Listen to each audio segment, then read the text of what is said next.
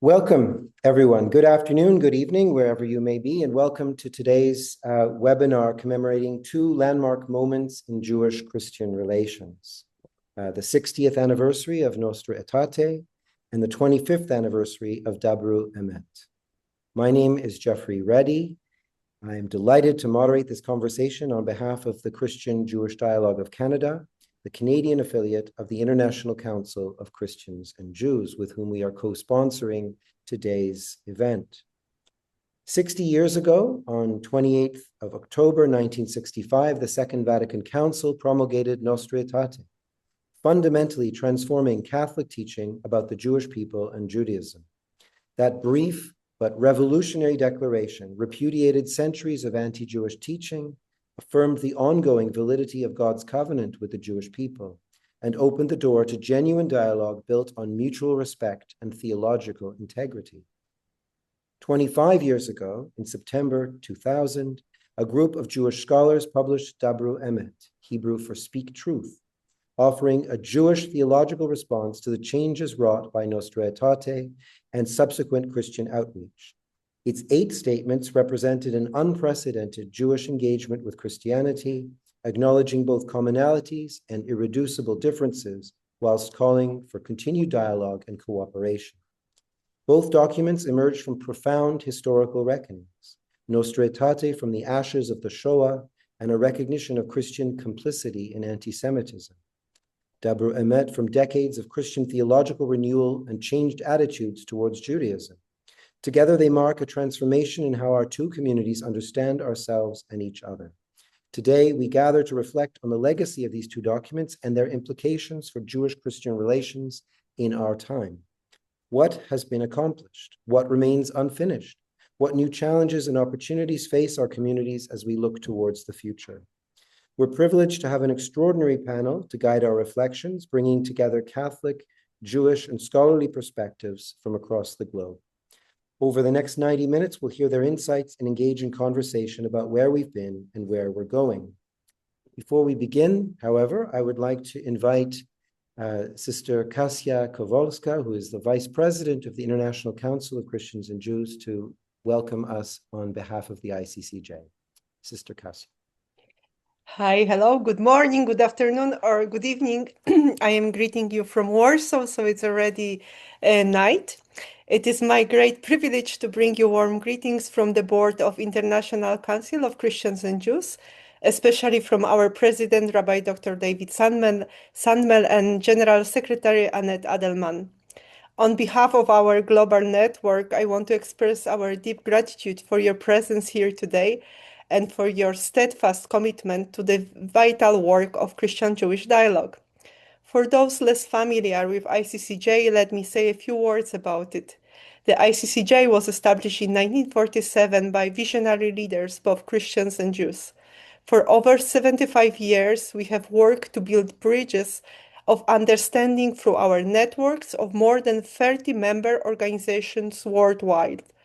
We organize conferences, educational programs, issue statements on pressing moral issues, and try to support local groups like yours in their essential work of dialogue and reconciliation.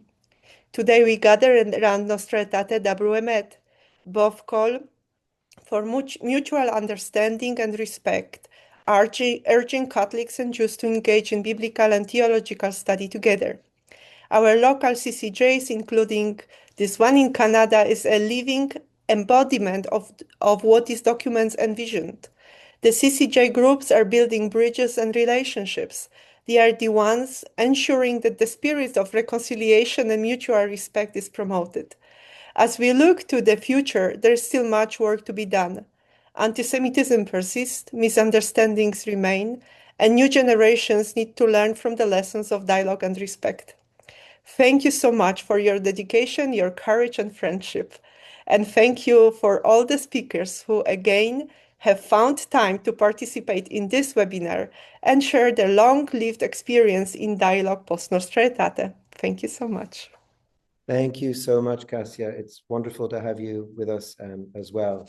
So I will now introduce our speakers.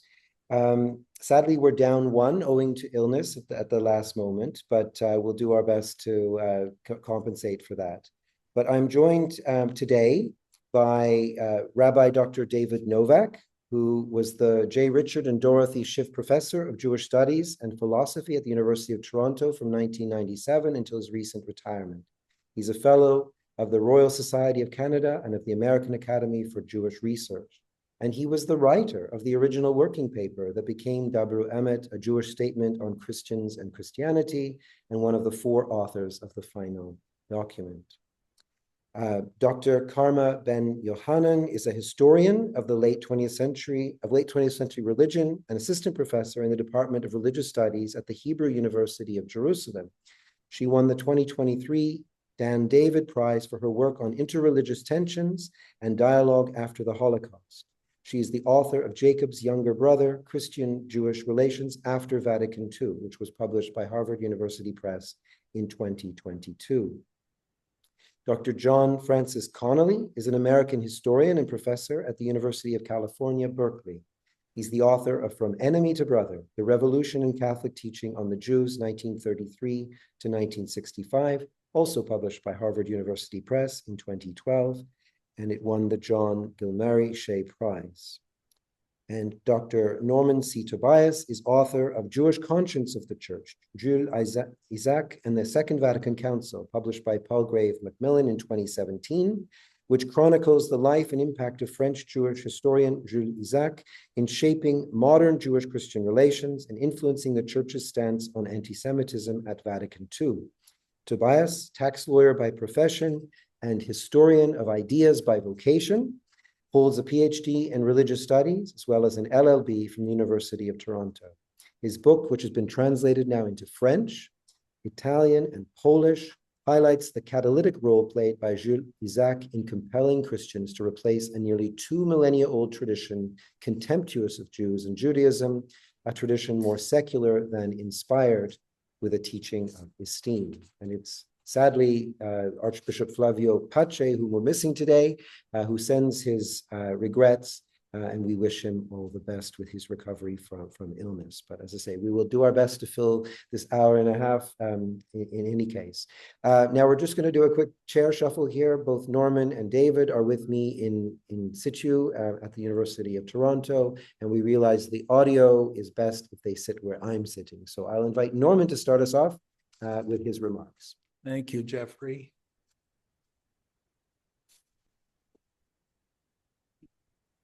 By the mid-20th century, the Roman Church needed a new theological vocabulary with which to speak of the Jews and Judaism. The evolution of this new vocabulary by mainly German converts to Catholicism is traced by John Connolly in masterful fashion in his From Enemy to Brother. But this new vocabulary would have been stillborn if the Second Vatican Council had not been empowered to address and correct in the first place. It is a fact that when Isaac met with John the 23rd in a then unpublicized audience on 13 June 1960, the Vatican II agenda had already been fixed and did not include relations with the Jews and anti-Semitism. Until that day, i.e. 13 June 1960, attests Loris Capivilla, the Pope's personal secretary. Until that day, it had not occurred to John the 23rd that the council had to deal also with the Jewish question and anti-Semitism, but from that day on, he was completely taken by it. Gregory Baum, one of those who drafted the consular statement on the Jews, closes his preface to my book as follows, quote, "After long debate, occasional setbacks, and some compromises, the Second Vatican Council promulgated Nostra Aetate, the declaration on the relation of the Church to non-Christian religions, including in Article 4, the statement on the Jews and Judaism that echoed the ideas Jules Isaac had passionately promoted and that Catholic theologians had made their own," end quote. By ideas, Baum did not have in mind a thesis, though Isaac's assertion that the taproot of anti-Semitism is religious in nature was in fact an intuited hypothesis. Baum did not have in mind exegesis. though Isaac would occasionally take issue with the accuracy of vernacular translations via the Greek of certain of Jesus's Aramaic utterances. Nor did Baum have in mind scholarship in its strict sense, though Isaac's methodology, pioneered in the interwar period, la méthode des deux points de vue, was rigorous. What Baum had in mind was a discovery. What was the nature of this discovery? Isaac himself provides as concise a response in his opening remarks at a Tribune de Paris-sponsored radio debate 10 June 1948, 2 months following the release of his Jésus et Israël. Quote, a reading and rereading of the Gospels in 43-44, in their Greek original, I, Norman Tobias, might add, the hardest years of my life led me to conclude that the received tradition regarding Jesus in relation to Israel and Israel in relation to Jesus, a tradition that in no way impacts upon Christian faith and doctrine, overreaches in many respects the New Testament text, and that this received tradition, taught for hundreds and hundreds of years by thousands and thousands of voices, was in Christendom the primal and permanent source of anti-Semitism, the powerful secular taproot upon which all the other varieties of anti-Semitism grafted themselves. It follows that only Christian teaching can seek to undo that which Christian teaching has done, and it seems to me that if it can, it should. End quote. Isaac was not the first to recognize a degree of expansion in the gospel accounts of the trial and crucifixion of Jesus, or to remind Christians of Jesus's Jewishness. But the manner in which he would frame his research questions was new, informed by a distillation of the calumny regarding Jews and Judaism. What was my initial concern, he writes, to know, as current Christian thinking would have it, as a living tradition teaches, if Jesus truly rejected Israel, the Jewish people of his time as a whole, if he declared its fall, condemned and even damned it, conversely, if it were true that Israel, the Jewish people of his time as a whole, misjudged Jesus, refused to see in him the Messiah and Son of God, rejected, ridiculed, and crucified him, if Israel deserved nearly 2 millennia of the heinous stain as the deicide people. In drawing a line in time at the crucifixion and refusing to be drawn across it into dogmatic terrain, in asking whether it was scripturally true on a non-fundamentalist reading, as Christianity had taught for nearly 2 millennia, that the Jewish people of Jesus' time were responsible for his death and have since remained so, that as a consequence, the Jewish people of his time and their successors had forfeited their very relationship with God, or worse still, were the object of a divine curse, Isaac was plunging into uncharted waters. He was attempting to question the tradition on Christianity's own terms. On 15 April 1947, following surgery in Paris, Isaac received a visit from Pierre Visseur, Geneva-based director of the then newly formed International Council of Christians and Jews. At their meeting, Visseur asked Isaac to contribute material for a conference on anti-Semitism that would take place that summer in Salisbury.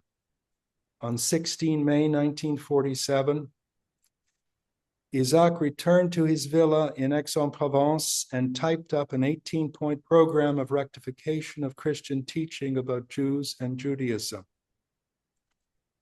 Here is point 13. Take care not to strain the text to find in them a universal reprobation of the Jewish people or a curse which is nowhere explicitly expressed in the Gospels. Close quote.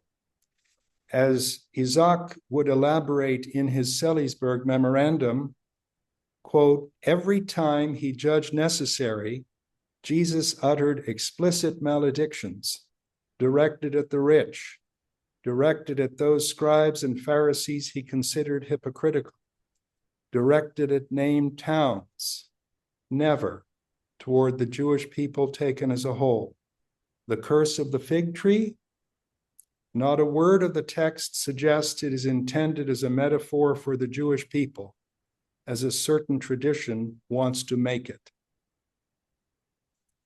Here is point 17, quote, concerning the Roman trial, acknowledge that the procurator Pontius Pilate had entire command over Jesus' life and death, that Jesus was condemned for messianic pretensions, which was a crime in the eyes of the Romans, not the Jews. In this regard, Gregory Baum wrote to me on 14 January 2008, quote, the idea that Jesus was condemned by a Jewish court because he claimed to be God's son, which was regarded as blasphemous, is no longer widely held by biblical scholars, even though Benedict XVI still defends this in his book, Jesus of Nazareth. Most exegetes think that the divine status of the man Jesus was recognized by the disciples only after the resurrection. End quote. Jules Isaac closes his last book, L'Enseignement du Mépris, published with Fasquelle in 1962 and an English translation 2 years later with Holt, Reinhardt, and Winston, as follows, quote, God be thanked, a purifying stream exists in Christianity and grows stronger every day. This book is fresh evidence, however, that this new attitude is still far from having prevailed. Evil habits persist. They are too old to be uprooted overnight. All the more reason to persevere in our efforts, to strive without ceasing to attain the desired end, the necessary reappraisal of Christian education regarding the Jewish people, a reappraisal which will also be an atonement, a work of truth, but also of justice, and one which I am convinced is of the greatest significance and will have infinitely beneficial consequences for Christianity as well as for Judaism. Thank you. Thank you, Norman. At this point, we had hoped to hear from Archbishop Flavio Pace about how the Vatican then took this forward in terms of understanding and implementation over the last 6 decades. I'm sure some of that, or a lot of that, will come out in the round of our discussion. But I turn now to Rabbi Dr. David Novak to speak about Dabru Emet and how it came to be. Thank you very much. I'm honored and delighted to be here today to discuss Dabru Emet after 25 years. When I was a student at the Jewish Theological Seminary in the 1960s, my late revered teacher, Abraham Joshua Heschel, first went to Rome as the major Jewish theologian selected by the American Jewish leadership to consult with the Catholic hierarchy on the composition of the statement on Jews and Judaism to be issued by Vatican Council II. The eventual result of these consultations was the document which came to be called after the first words in the original Latin Nostra Aetate, in our time. Professor Heschel's initial meeting in Rome was with the late Augustin Cardinal Bea. What did these two theological giants discuss at this meeting? No, it wasn't political strategies on how to improve Catholic-Jewish relations, especially after the Holocaust, which had been on the agenda of most such discussions theretofore. What they discussed are similar Jewish and Christian interpretations of the biblical book Song of Songs. This is no accident, since both of them were biblical scholars. What these interpretations do, mutatis mutandis, differently, to be sure, is to see what seems on the surface, which we call pshat in Hebrew, sensus literalis in Latin, to be a collection of erotic poetry, but when looked into with theological insight, darash in Hebrew, sensus allegoricus in Latin, this erotic imagery is truly symbolic of God's love for God's people and their love for God in response, and not vice versa. It is not comparing God's love of his people to the love relationship between a man and a woman. It is, the foundation is God's love for his people, to which the love of human beings can be analogized. I mention all of this because Dabru Emet would have never been written in 2000 or written as the theological statement that it is at all, had it not been for Nostra Aetate, written some 35 years earlier.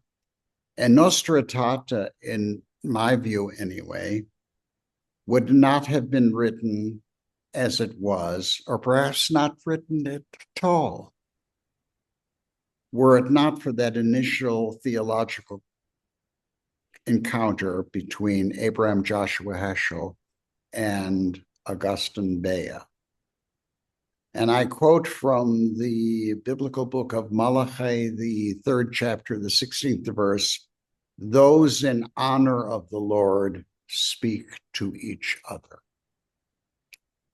They began with God, and theology is God talk grounded in revelation, Devar Adonai in Hebrew, Logos tou Theo in Greek. So we began with God in Dabru Emet. Therefore, I want to begin the 25th anniversary celebration of Dabru Emet with a meditation on its first proposition: Jews and Christians worship the same God. Not being naive, however, we, the authors of Dabru Emet, knew fully well that this proposition has been highly controversial in both Christian and Jewish theologies from the very time when our two communities separated until Nostra Aetate, the present time. From the time of Marcion in the 2nd century, there have always been some Christians who deny that Christians and Jews worship the same God. Coupled with their denial that the Hebrew Bible, or the Old Testament, is the word of the true God. Although Marcionism is the first heresy declared by the Church, it has always had its crypto and not so crypto adherents among Christians throughout history. Surely some of them have objected to the first proposition of Dabru Emet, but there is a Jewish flip side of Marcionism. And I say that because in order to deal with what we consider to be a problem for Christian theology, it is best and truest to indicate that we have a similar problem in Jewish theology. And both of us have to overcome this problem, and we can do it best by being in conversation with one another. And the Jewish flip side of Marcionism is that there are those Jews who have asserted and do assert that Jews and Christians do not worship the same God. Since in their minds anyway, all those who do not worship God as the Jews do are idolaters, Christians are idolaters ipso facto. Moreover, at least according to rabbinic interpretation, idolatry is universally proscribed. That's rabbinic interpretation. If you read the Hebrew Bible, idolatry seems to only be prescribed to Israel, and non-Jewish idolatry is only criticized when Jews are attracted to it. But the rabbinic tradition considers the prohibition of idolatry to be universal. Truth be told, this has been a more widespread view among Jews than Marcionism has been among Christians. This explains the refusal, which didn't surprise us, of all but a few Orthodox Jewish scholars and leaders to sign on to Dabru Emet. Now, the word translated as idolatry is in rabbinic Hebrew, avodah zarah, literally strange worship. It seems to me that this term has 4 senses. The first sense could be called wrong worship of a false god. This prescribes, for example, Baal worship, so often denounced in the Bible as a forbidden praxis, whether for Jews or for Gentiles. The second sense is right worship of a false god. This proscribes, for example, the offering of biblically mandated sacrifices to pagan deities. The third is wrong worship of the true God. This proscribes, for example, a situation where sacrifices mandated to be offered in the Jerusalem temple alone are offered elsewhere. There was the temple of Onias over 2,000 years ago in Egypt, where Jews wanted to replicate the Jerusalem temple, which was considered to be forbidden. And the fourth is worship of the true God, mandated for one group of worshipers, but forbidden to others. And an inner Jewish example of that are the Aaronite priests, the Kohanim. They were commanded to officiate at the altar. If a non-Aaronite priest, a non-Kohen, could be fully Jewish, officiated at the altar, then that person was at times subject to the death penalty. And even today, when the Aaronite priests, the descendants of the Aaronite priests, or the people who have a tradition that they're descendants of them, ascend the pulpit on festivals to bless the people, I, as a child, wanted to go up there with them. And I was told uncertainly that would be blasphemous. I would say the right words, but it wasn't for me. But in our context, this only prohibits Jews performing Christian religious practices reserved for Christians, like a Jew taking communion, and Christians performing Jewish religious practices reserved for Jews, like a Christian being called to the reading of the Torah in the synagogue. In other words, Christian worship is strange worship, avodah zarah, for non-Christians, but it is correct worship, avodah kasherah, for authentic Christians. The same is also the case with Jewish worship being strange worship for Christians, indeed all Gentiles, but kosher worship for authentic Jews. Now, this recognition is not something that leads us into a religious relativism or religious syncretism. Each of us must believe that our own approach to the same God, who is the Lord God of Israel, is preferable to the other. That is why we Jews accept converts who have been heretofore identified as Christians, and why you Christians accept converts who have heretofore identified as Jews.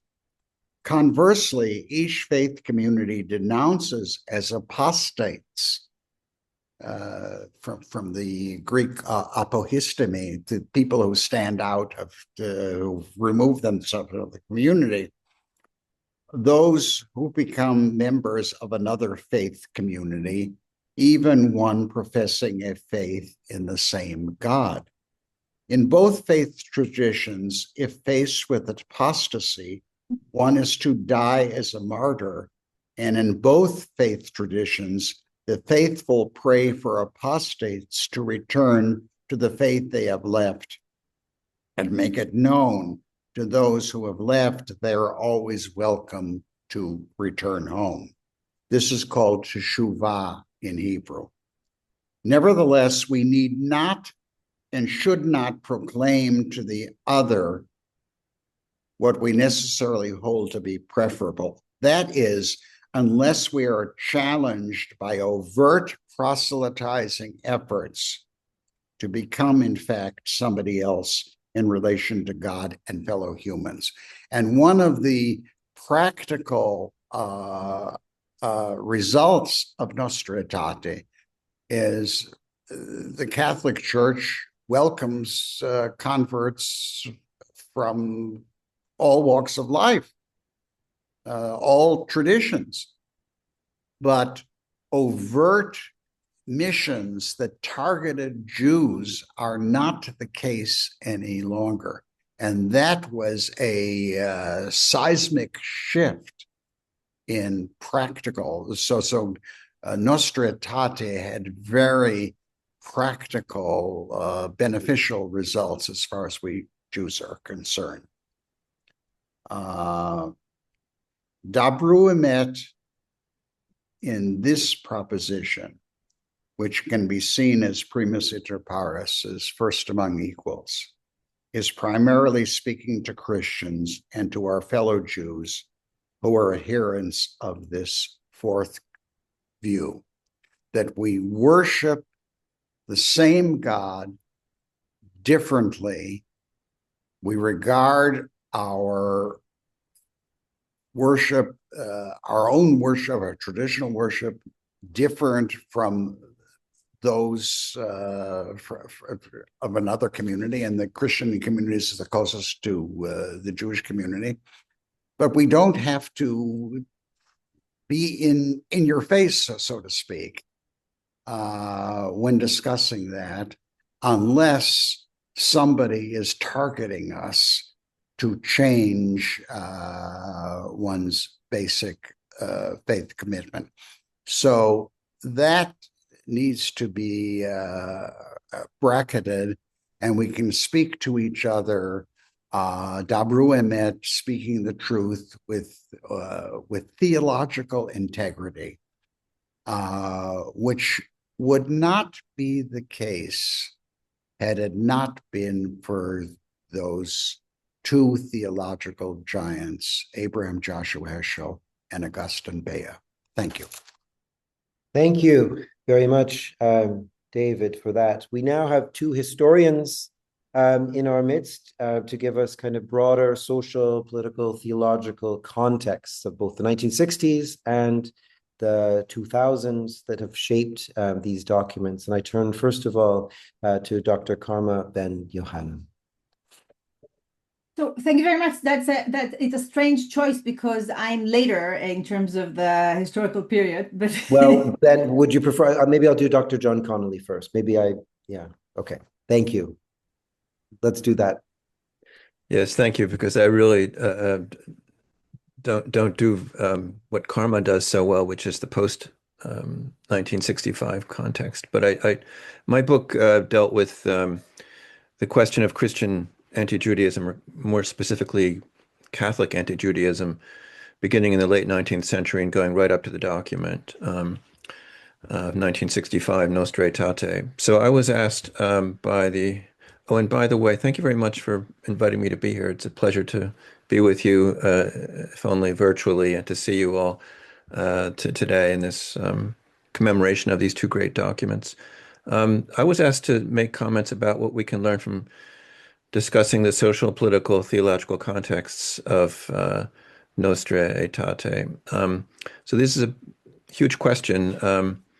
If you look back to 1965, you would assume that it must have been witness to the Holocaust that was the basic social, political, and theological context of the statement, necessitating a statement of some kind. There was a relation between the Holocaust. The word wasn't used at that time. People talked about Auschwitz, for example, as referring to the mass murder of the genocide of the Jews during Nazi rule of Europe.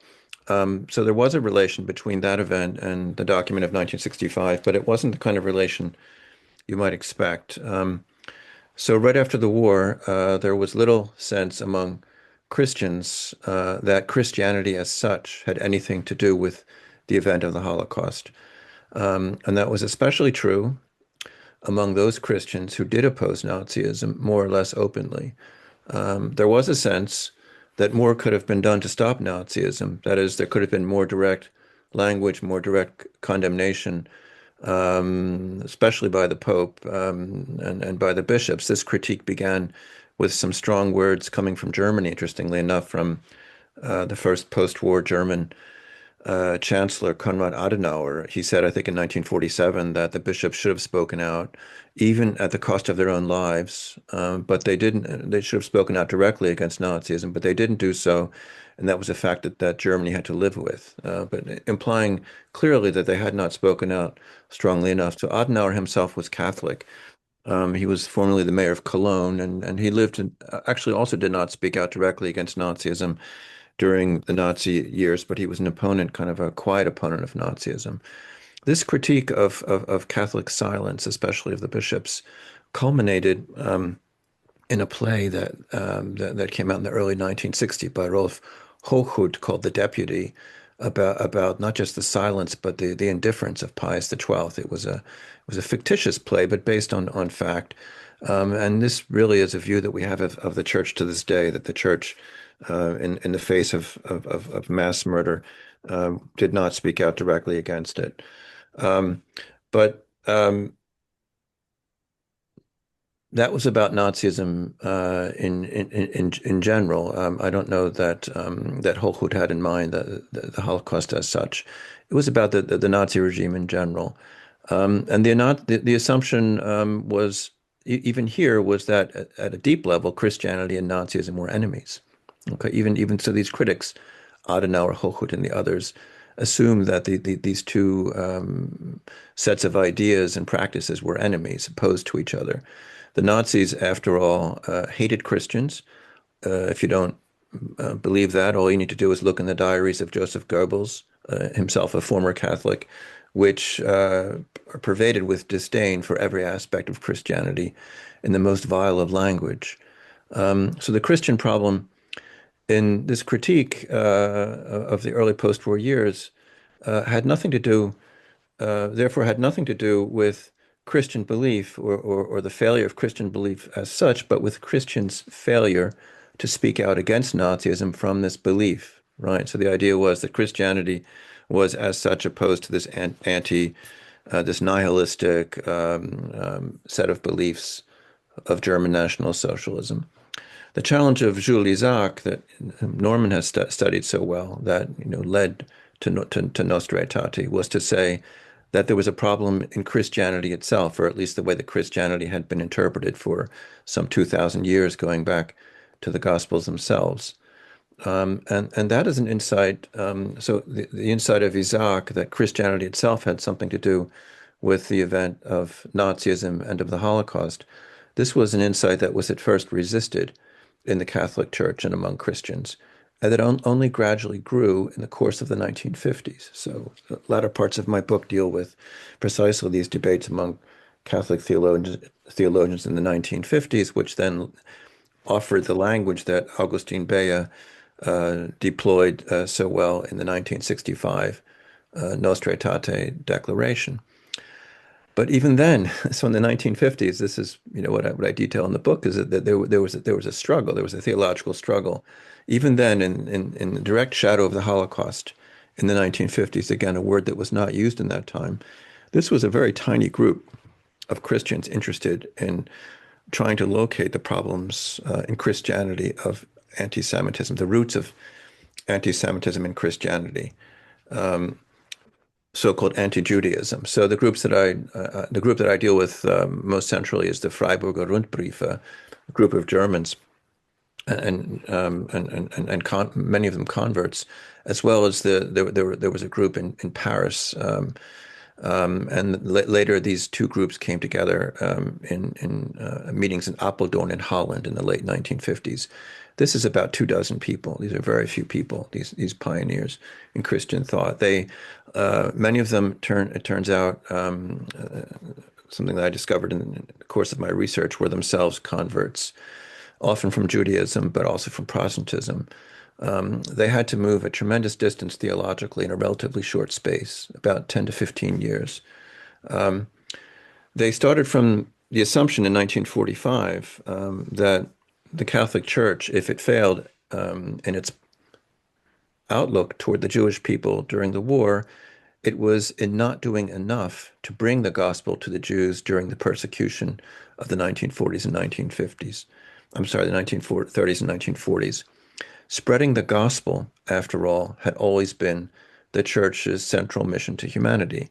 So the Church, and this was written explicitly in the view of these theologians, should have done more to make Jews Christians, to baptize Jews. That is a statement that is made very directly in 1945, 1946.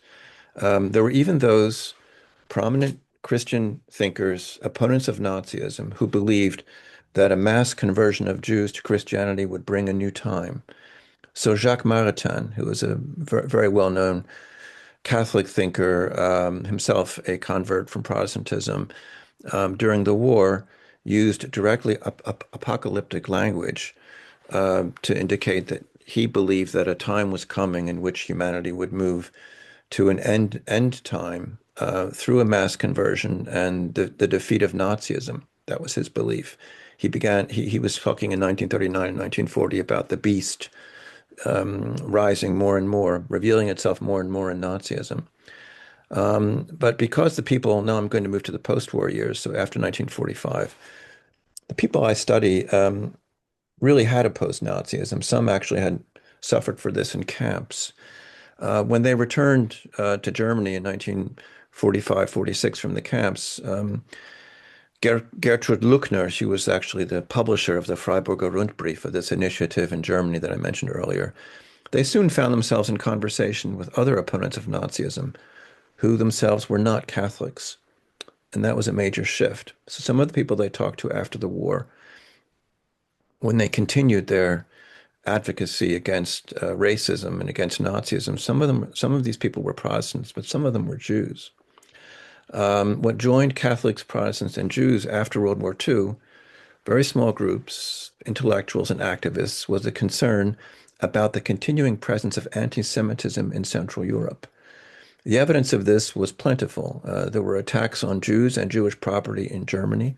There were pogroms in Poland, and with victims, with people murdered. Actually, Jews murdered in Kielce in 1946.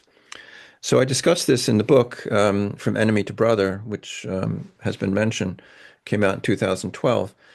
So my argument in the book, it was only when Christians began talking to Jews that they began hearing how offensive and contemptuous this basic Christian approach to the Jews was, namely that Jews could only have a proper relationship to God if they were baptized, if they became Christian. Especially important in my book is the correspondence that a leading member of the Freiburger Rundbriefe had with the Jewish thinker Martin Buber. So this Catholic thinker's name was Karl Thieme. He was a man who was a staunch opponent of racism and Nazism and spent the war in Basel in refuge from Nazi Germany. But after the war, like the other Christian thinkers, he believed that more should have been done to make Jews Christians during the war. And this conflict, his meetings with Jews after the war, and this continuing belief led to this continuing belief in the need for conversion, mission to the Jews, led to a crisis for Tima by 1947, 48, and 49, that led him to an intense search for theological sources to ground the position we see realized in Nostra Aetate. So it was Buber who actually, Martin Buber, in correspondence from Jerusalem in 1949, who called out Tima and said that he didn't believe that there could be any proper communication between the two of them if an assumption of Tima's was that he, Buber, had no proper relation with God unless he was Christian. So Buber sensed in the writings of Karl Tima that there was this continuing problem. And so what these Christian thinkers did is they intensely searched Christian teaching, the Gospels above all, but also the letters of Paul, for theological sources that would ground their position, ground the position we see realized in Nostra Aetate, namely that the Jewish people continues to enjoy favor, indeed the abiding love of God as the Jewish people. The word that's used for the Jewish people in Nostra Aetate of 1965 is stock of Abraham, indicating that it's a group of people that are joined by history, by culture, by ritual, by belief, but by unity as a people above all, and that all anti-Semitism was to be condemned. If you know the document, you know that the actual word used was not condemned, but rather deplored, which is a bit weaker and was itself criticized at the time. But the fact that the word was toned down in 1964-65 during the debates about the document in Rome at the Second Vatican Council indicates that the document itself was a compromise that came out of discussions among Christians about what would be the appropriate language. And there were people who opposed it, especially from the Eastern churches, who were afraid about the position of Christians in places like Syria, Lebanon, etc., and were worried about the uproar that might emerge in the Arab world over any statement in the Catholic Church that seemed to favor the Jews. But nevertheless, a strong statement did emerge. The theological sources for the statement were mostly, it turned out, Paul's letter to the Romans, 3 chapters, chapters 9 to 11, read with attention to particular passages. And I argue in the book that this turn to Paul as a source of wisdom for Christians on the Jewish people, this was something that was worked out in the 1950s among the theologians that I studied, many of whom were converts from Judaism. So they were very alive to the problems of anti-Semitism, having themselves been Jews. So the statement of 1965, above all, stresses the idea that you find in Paul's letter to the Romans, that God's promises to the Jews remain alive, God is faithful to his promises, and that Jews, as Jews, continue to be most loved by God. So this is the platform from which Jews and Christians, Jews and Catholics, have been in communication since that time. So that I'll conclude my remarks there. Thank you. And if there are any questions, I'm happy to entertain them. Thank you so much. So over to you, Karma. Thanks. So thank you very much for inviting me. I'm really honored to be here with many people that I appreciate very much and whose books influenced me a lot. In the beginning, I imagined my work as some kind of a continuation of John's book that ends with the Second Vatican Council, and I wanted to start directly from there. So it's a commemoration also of my own kind of scholarly journey in a way. And so I will focus in my remarks on, let's say, on the reception of Nostra Aetate, or on the theological developments and the main questions that preoccupied the Catholic theological world after 1965. And if there is still time, I will also say something about the Jewish reception of Nostra Aetate, perhaps a little bit of Dabru Emet, and also the other important declarations, especially the two Orthodox declarations that came out in 2015. But we'll start in the beginning and say that if if we would have looked at Nostra Aetate 400 years from now, what would we have seen there? So there is something about, like John already mentioned, something about Nostra Aetate 4 that is very tuned to the signs of the times in the language of the council, that really responds to history and to the theology that is kind of stating itself through that history. So it's very close to the historical reality on the one hand, yet on the other hand, it is never overt. It is very subtle in a way, this history. So we don't read about the Shoah. We don't read about Auschwitz in Nostra Aetate. Actually, we only have hints that something went wrong in the sentence. I'll look for it for a second because it's an important one, and we'll get back to it again.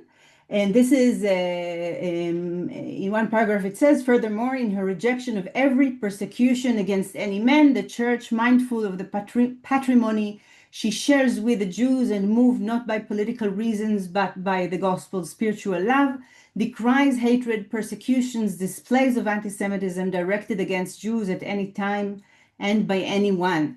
So it's only through this sentence that you can recognize that some persecution took place, that something historical brought this need to say something about that.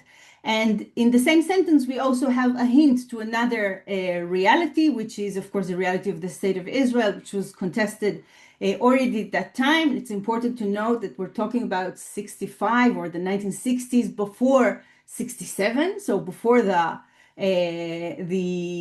Arab-Israeli War of 1967. And the only hint that we have to this political reality, which really divided the Christian world already at that time, and certainly also later until today, is this sentence that says, it's not for political reasons, but for the love that is expressed in the gospel, which is really interesting. And only through that you can understand that there is actually political pressure, and this discussion when something is political and when it's only theological is accompanying this paragraph. And there are of course other questions, but maybe the central one, which will be later also explicated, is really the question of mission that John already mentioned. How influential was the encounter with Jews in terms of this transformation in the Catholic teaching and theology with regards to mission, the conversion of the Jews.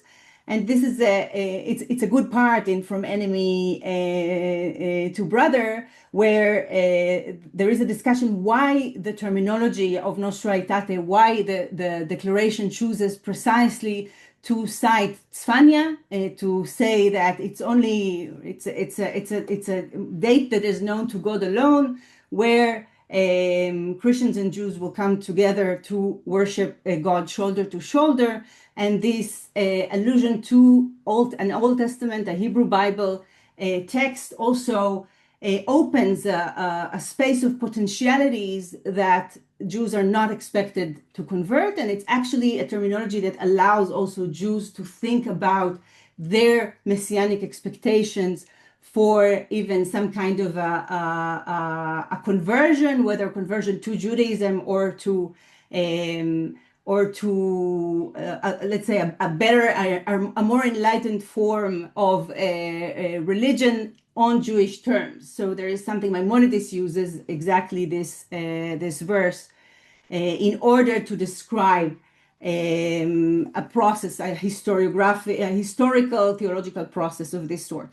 So these potentialities are opened in Nostra Aetate, even though in previous versions there are much more explicit statements about the need for Jews to convert. And these three questions, that is the question of anti-Semitism and the Holocaust, and then the question of the state and land of Israel, and the question of mission, I think these we can say that these are the most central questions that accompany Catholic theology from then on. So in the first decades, we can definitely see how Jules Isaac's so the initiative of Jules Isaac is so well described in Norman's book, of really calling for some kind of a reflection, a reflective process in the church, is gradually taking into more and more prominent theological circles.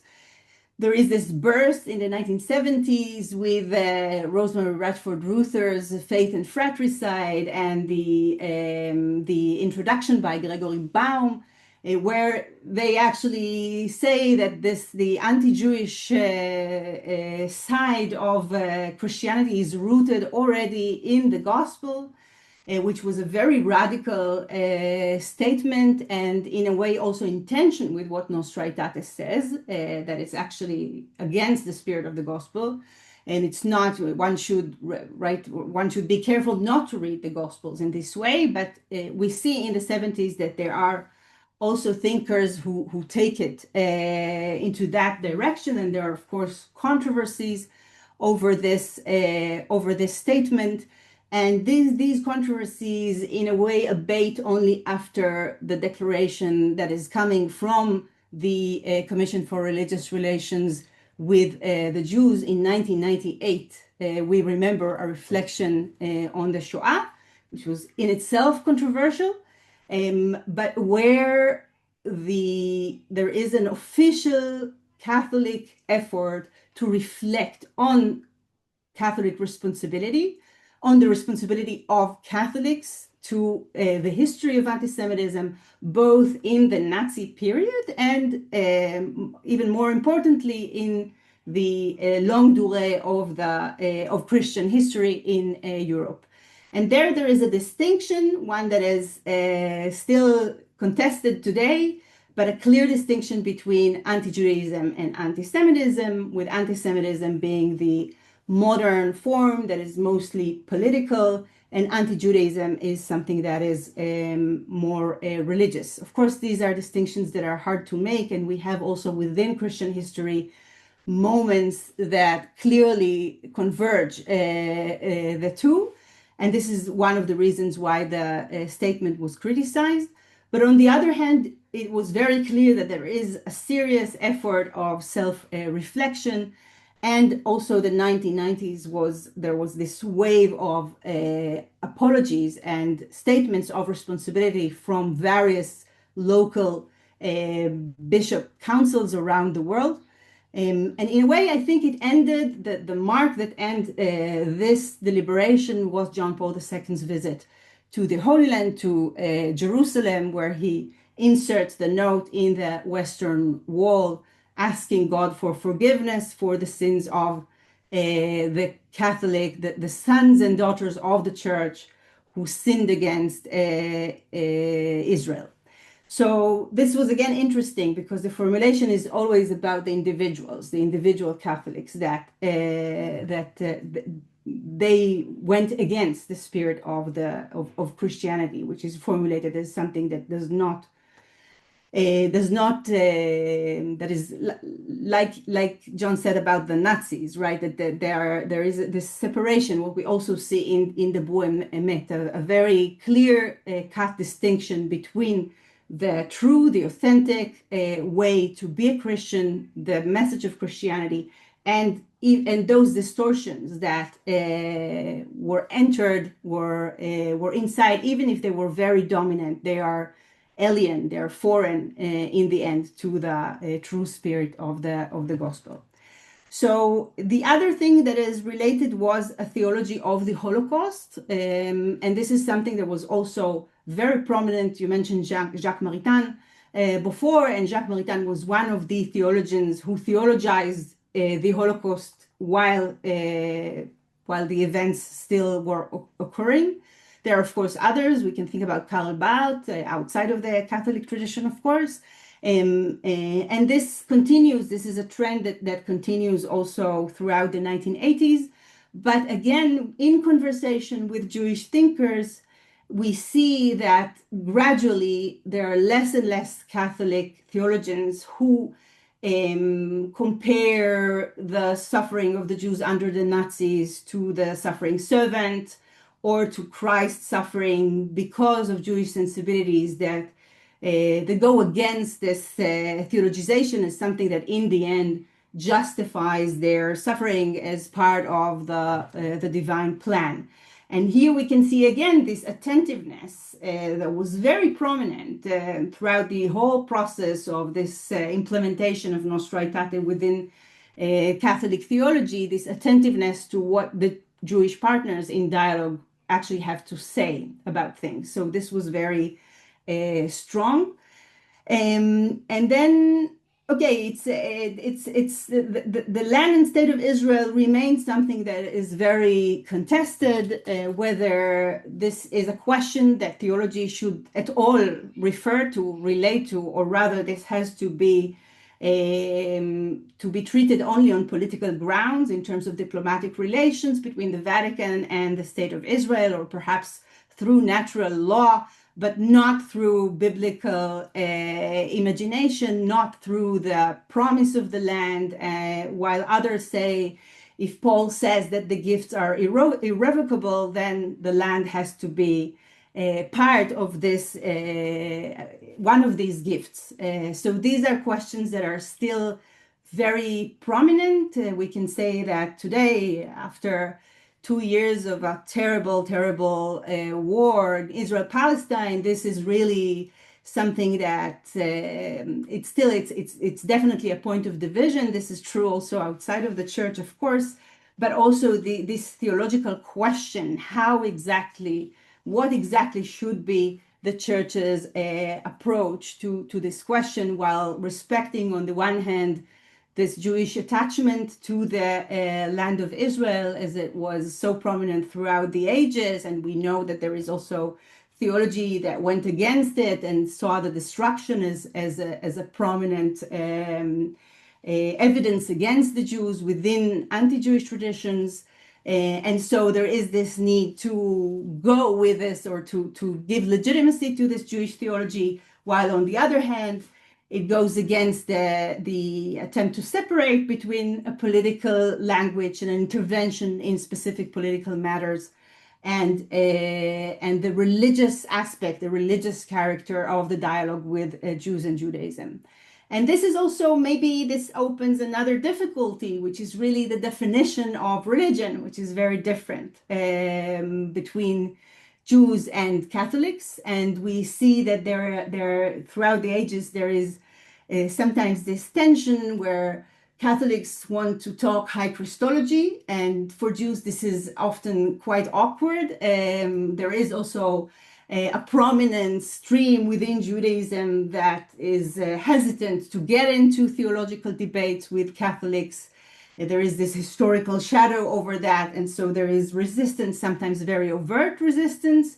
While on the other hand, we have a Jewish tendency to promote issues such as anti-Semitism and the place of the land of Israel within the Jewish tradition as central for, this is like the Jewish stake in Jewish Catholic dialogue. And then we see the Catholic partners don't understand why they have to discuss these things that are apparently unrelated to theology. So this is kind of where we see the asymmetries until today, because there is something right in Judaism that relates to also to peoplehood, and which is much more difficult to separate, while the definition of religion within the Christian tradition, especially in modern times after the transition of the church towards liberal democracy, is very much keen on this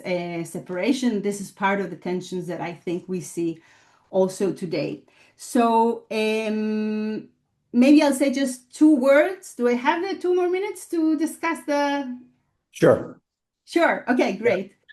So to discuss the question of Jewish reception, which is a big question that actually still requires a lot of historiography. So if there are in the audience people who want to take this task on themselves, I really recommend, because this needs some systematic reflection. But of course, one of the big issues is that there is no center to the Jewish world, and therefore it is hard to measure because each community responds in its own way. And it's very difficult to measure the weight or the gravity of this statement or that statement. And I think this was part of the complexity of the reception of Dabru Emet, which really was a bold move of responding to Nostra Aetate after many years, and was on the one hand received with much enthusiasm, and on the other hand criticized also very strongly. And we see how the inner tensions that really tear the Jewish world apart, now we are also aware of some kind of reverberation of these tensions these days.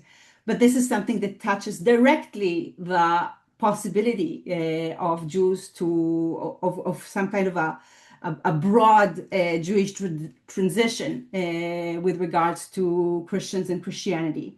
So there were many hesitations, especially in the Jewish Orthodox world. But here it's also worth telling, now I'm speaking as an Israeli, you know, the Israeli society, we have two groups in Israeli society. One is a secular group whose Jewish identity does not correspond to any religious definition. Religion is really not part of this identity, but rather a shared history, ethnicity. You can take it in many ways, but it's not a religious issue. And then you have Orthodoxy, who also is very hesitant towards a relationship with Christians on other terms, both because it is a very traditional issue, but also because it also relates differently between religion and other aspects of its identity. So for the Jewish community in Israel, there is really little space for such dialogue, because both of the big groups are kind of irresponsive to this dialogue, each from its own reasons. So this really poses a difficulty in terms of the dialogue that is prominent until today. But in 2015, and in this I will conclude, we had these two Orthodox declarations, and also the Commission for Religious Relations with the Jews. They also initiated a declaration that also says very clearly that there is no institutional missionary activity in the Catholic Church towards the Jews. So two Orthodox declarations, one very theological or much more theological, and the other is very respectful towards the transition in the church that it identifies as authentic and serious, and it's respectful towards Christianity, but it focuses mainly on the difference that are unbridgeable, and it really expresses this rooted hesitation to get into theological dialogue. And what seems to me, but this is really a wild speculation, the way I see it, that this, let's say, this stampa, this agreement that was received from the Orthodox world to the initiative of Nostra Aetate after 50 years, kind of closed the issue for many forces within both the Jewish world and the Catholic Church. And in a way, the dialogue between Jews and Catholics was perceived as something that was generally solved. Because, okay, we had this, it happened, there were 50 years passed, it was implemented, we turned our back to mission, that's the Catholic side. And then now even the Orthodox Jews went on the wagon of dialogue. So now we can say that we can go home. We can invest in other initiatives.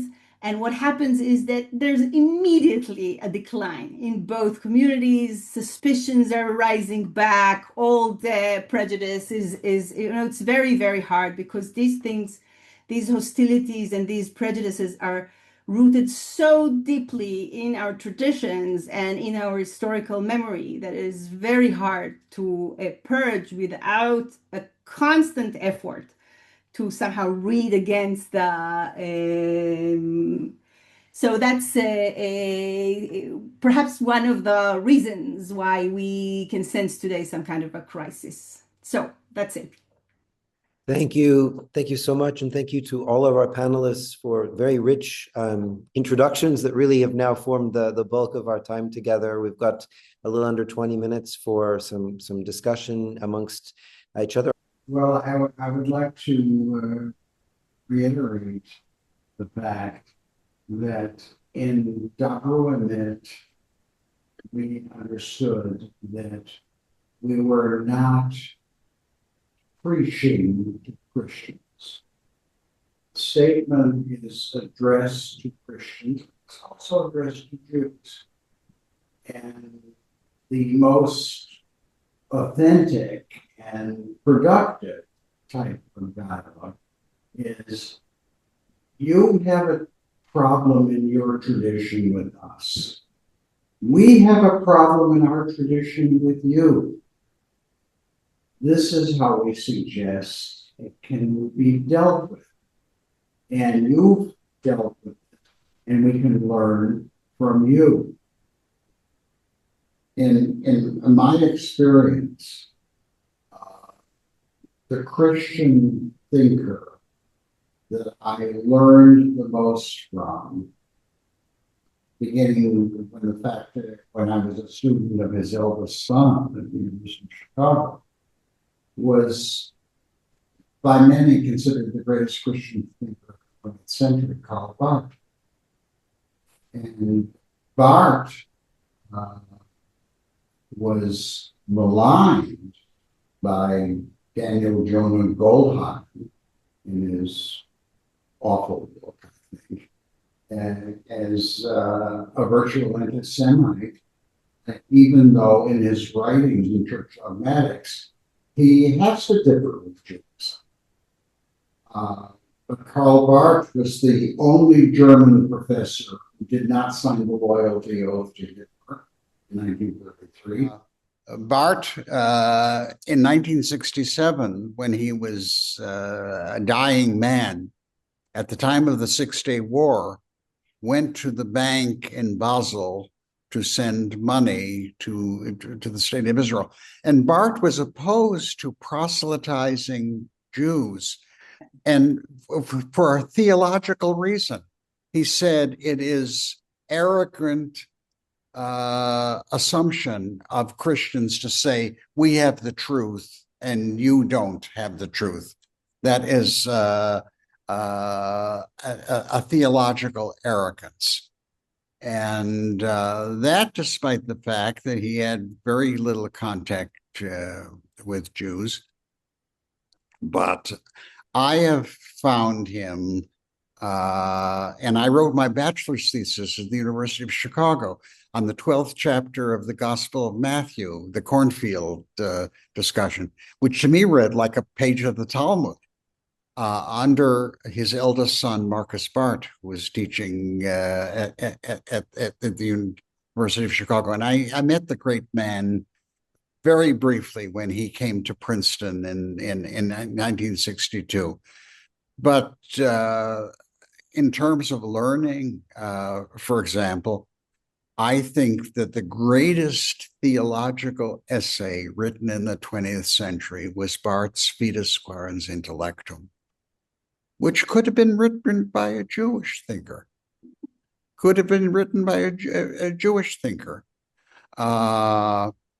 and that is the problem.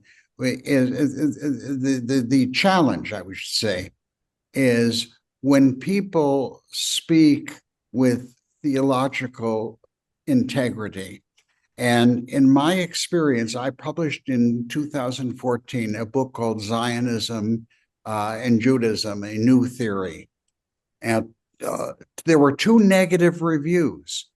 One by a Lutheran Bible scholar who, if he was not an anti-Semite, he was certainly anti-Jewish, and by a very secular Israeli who objected to my theological attempt to ground Zionism. And that is the factor. But in my own experience, the reason I've had a positive relationship with Judaism goes back to my childhood. We had a very close family friend, the Jones family. Some people think that this is an oxymoron. They were very pious Episcopalians in the United States. I mean, they read the Bible, they went to church, they prayed as a family. I grew up in a non-observant Jewish home. I mean, parents weren't atheists, but Judaism was just, they went to the synagogue occasionally, but it was just not important to them. And the Jones family were my defenders. They said to my parents that they should be proud that their son is reappropriating the Jewish tradition. And I think that created a warm spot in my youthful heart for an openness to Christians who didn't want to change me into something else, and were appreciative, even supportive of my attempt to be a traditional Jew and a traditional Jewish scholar, theologian. Cassia, over to you. Yeah, I just want to pick up, Karma, on your talk about the centrality when you were speaking about centrality, and it seems that it's helpful. But actually, when I look from my Catholic perspective and how widespread Catholicism is and how diverse it is, I thought, wow, we have centrality, but it doesn't mean that it's helpful. Sometimes it is not. Like thinking, I have the experience of teaching about Jewish-Christian dialogue in Africa, in sub-Saharan Africa. And, I stayed with this kind of question, like, do they really need to know about Holocaust, about Nostra Aetate, and about the change in the Catholic Church? Because I remember one question from a Protestant college was asked, we are trying to get out of tribalism, and you are talking about tribe of Israel. And actually, I am convinced that it is necessary to teach about Nostra Aetate and the change in Jewish-Christian relations. But still, I think this kind of global perspective from Amazonia, Africa, and so on, it's still we need to talk about more, and we need to really think what it means, the experience of Holocaust, of Shoah, and the change of Jewish-Christian relations, and document of Nostra Aetate, what it means for this part of the world where Catholicism is actually, there is the center, it's growing in Asia and so on. And thinking about Polish context where I am speaking from now, again, the centrality, Rome seems to be so close for us and so important, especially with John Paul II and everything that it brought. And there was this huge enthusiasm about dialogue. But when I work in Jewish-Christian dialogue in Poland, I see that people kind of this enthusiasm fell down. And sometimes I am woken up by like, you are speaking about Nostra Aetate, what Nostra Aetate? And sometimes priests, they do not know what's Nostra Aetate. So again, even though we are so close to Rome in Poland, theologically, Nostra Aetate is not even in the minds of even clergy. Yeah, could I add to that? Yeah, Nostra Aetate is not well known among even very literate Catholics, including, by the way, the clergy. Doesn't know the fact of it, the content of it, the intent of it. And I think it's a real problem because everywhere. So Catholicism has Rome, of course, but it's a universal church, and I think this particular message should be known to Catholics because our faith builds upon Judaism, right? And if people don't understand Judaism, what Judaism is, and how it's rooted in a particular people, and a people with a relation to God, they don't understand Christianity itself, right? And so the New Testament has been read in anti-Judaic ways for centuries, as Norman, as you all know, right? But it's not well known. It's not really been absorbed in the clergy, and that's what gives me pause. And I could give examples of this, but the Gospels are still interpreted in pre-1965 ways by a lot of people. I simply think, and it's too bad the bishop's not here. because more needs to be done in this regard, perhaps contributing to the crisis that Karma is talking about. Because, we have this sense of being pluralistic and tolerant of all religions. But at the end of the day, there is something very special about our relation to the Jews as a people, right? And that needs to be, it seems to me, absorbed in a more effective way. And despite all of the statements that come out of Rome and elsewhere, I think that the people in the pews, they haven't been reached by this message. A set of books, I'll conclude with this, that everybody should know about. Daniel Harrington, the Jesuit, wrote a series of books about the gospel set free of anti-Judaism, and the three, I think there are 3 or 4 volumes. They're really excellent. Also, I think Paul set free of anti-Judaism, and it's possible to do this. I mean, Julie Zach led the way, but Daniel Harrington very much in the spirit of Julie Zach continued this. So theology is important, and Judaism is central for us, as in my view, as a person in the pews.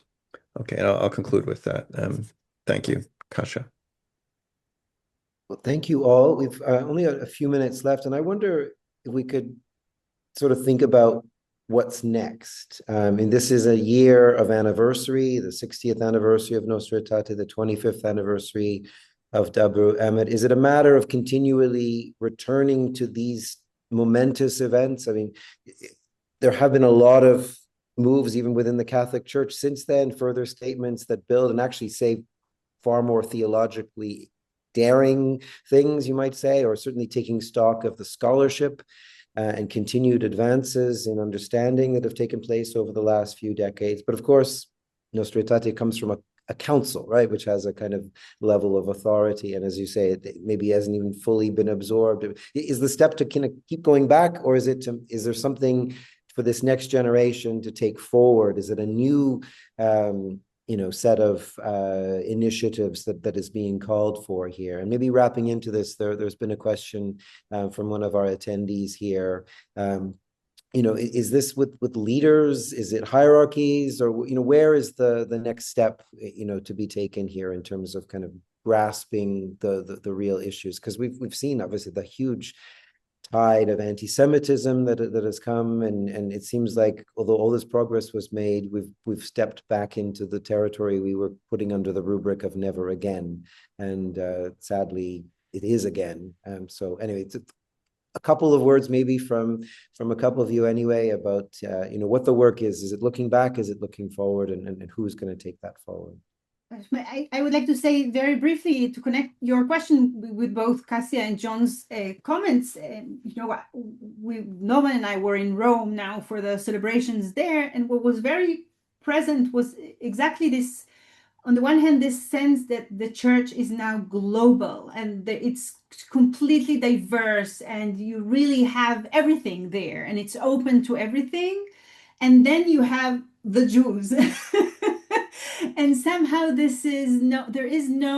it's not clear how this connects, how the particularism, the specific structure that brings together the olive tree of Paul, if you'd like, from Romans 11, that brings together the church and the Jewish tradition, the Jewish people, which is very important.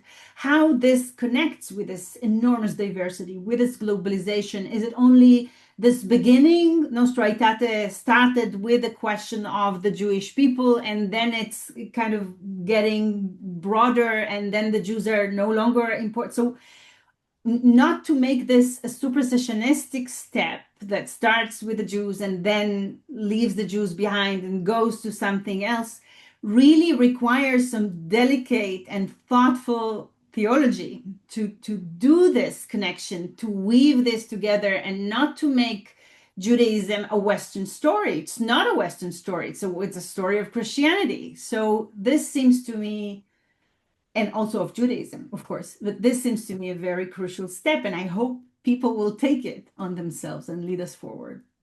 Karma, you've been very good about setting kind of scholarship tasks today. Sorry. We're your students. We'll take forward the work assigned. Any final comments? We've got a couple of minutes and we want to keep the time here. So Norman, are you wanting to come in? Echoing John's thoughts in his most recent intervention, And for all you viewers out there who may be neither theologians nor scholars, and Karma alluded to supersessionism. The way I understand Nostra Aetate 4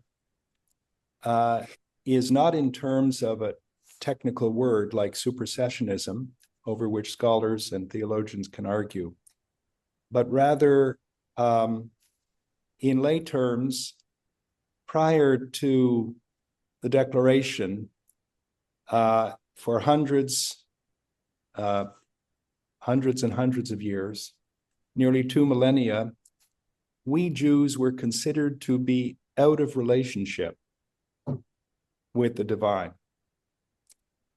And what Nostra Aetate 4 declared is that we have never been out of relationship with the divine. And that, I think, is its essence.